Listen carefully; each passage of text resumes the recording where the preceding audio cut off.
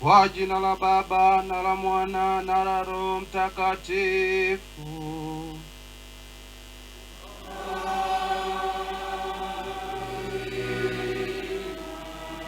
Bwana awe nanyi.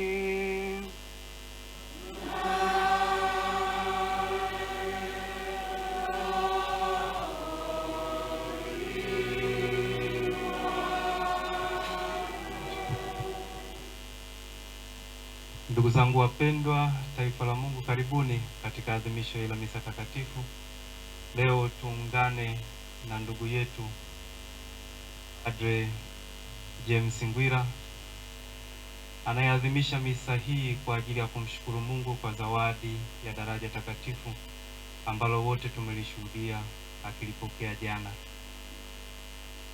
Nia yake ni kumshukuru Mungu, kuwaombea watu wote ambao wamekuwa wakitembea pamoja naye katika safari ya wito, lakini pia kuadhimisha misa hii yake ya kwanza kwa heshima ya moyo mtakatifu wa Yesu.